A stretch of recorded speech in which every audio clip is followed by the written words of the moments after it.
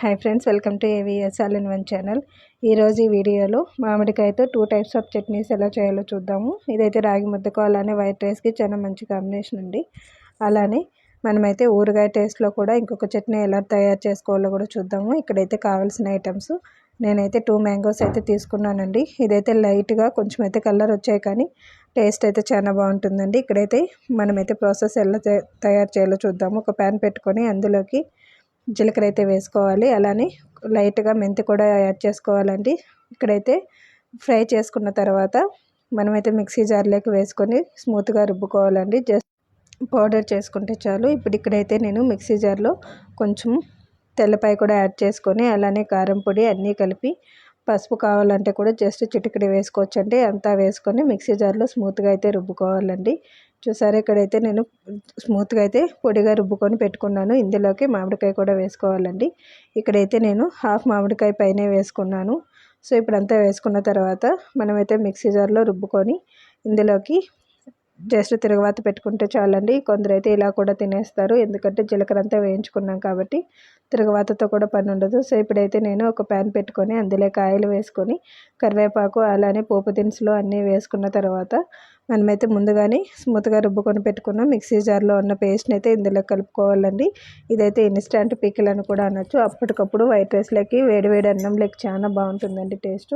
So ఒకసారి మీరు కూడా ట్రై చేయండి. సో ఫైనల్గా మనకైతే చట్నీ అయితే రెడీ అయిపోయిందండి. ఇది జస్ట్ మామిడికాయ చట్నీనే, ఇందులోకి ఏం కూడా కలపలేదండి.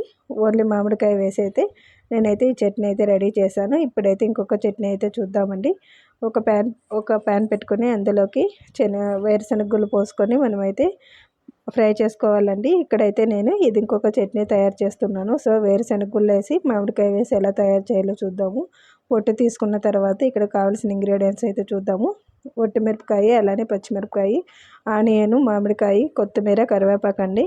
ఇక్కడ రెడ్ చిల్లీస్ మీకు ఎన్ని కావాలని తీసుకోవచ్చు. సో ఒక ప్యాన్ పెట్టుకొని అందులోకి ఆయిల్ వేడి చేసుకొని కొంచెం లైట్గా ఫ్రై చేసుకోవాలి చిల్లీస్ని. అలానే అదే మనము మిక్సీ జార్లో ముందుగా వేయించుకొని పెట్టుకున్న వేరుశనగ గుళ్ళు వేసుకోవాలండి. ఇక్కడ మనకు చట్నీ అనేది ఎంత కావాలో అంత వేరుశనగ గుళ్ళు వేసామనుకోండి మనకైతే కరెక్ట్గా ఉంటుంది. సో ఇప్పుడు అందులోకి సాల్ట్ కూడా వేసానండి.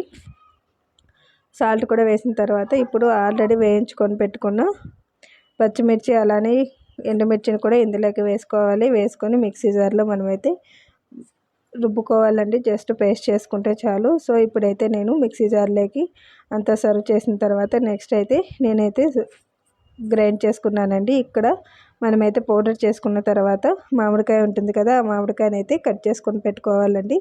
సో ఇప్పుడైతే నేను బాగా అయిన మామిడికాయని అయితే నేనైతే ఒక హాఫ్ మామిడికాయని అయితే వేసానండి. ఇక్కడ మీరు పులుపుని బట్టి అలానే మామిడికాయ ఎలా ఉంటుందో దాన్ని బట్టి మీరు యాడ్ చేసుకోవచ్చు. అంతా వేసుకొని మిక్సీ జార్లో రుబ్బుకోవాలి. రుబ్బుకున్న తర్వాత ఒక ప్యాన్ పెట్టుకొని అందులో కాయలు వేసుకున్న తర్వాత ఆనియన్, కొత్తిమీర, కరివేపాకు కట్ చేసుకొని పెట్టుకొని అందులోకి సాసవులు అలానే జీలకర్ర, పోపు దినుసులు కూడా వేసుకోవాలండి.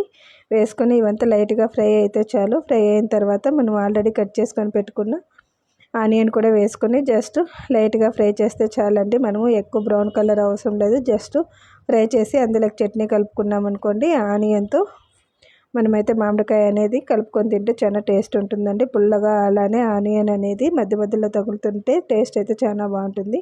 సో ఇప్పుడైతే మనం ఆల్రెడీ వేయించుకొని పెట్టుకున్న పోపులోకి మనమైతే చట్నీని వేసుకుంటే చాలు. సో ఇక్కడైతే మనకు ఫైనల్గా మామిడికాయ వేరుశనగ చట్నీ అయితే రెడీ అయిందండి. ఇదైతే ఆల్రెడీ చెప్పాను కదా, రాగి ముద్దకైతే చాలా మంచి కాంబినేషన్. ఒకసారి మీరు కూడా ట్రై చేయండి. సో ఈ వీడియో కనుక నచ్చినట్టయితే లైక్, షేర్ అండ్ సబ్స్క్రైబ్ చేయండి. కొత్తగా చూసేవాళ్ళు మా ఛానల్ సబ్స్క్రైబ్ చేసి మీ ఫ్యామిలీ మెంబర్స్కి అయితే షేర్ చేయండి. Thanks for watching this video.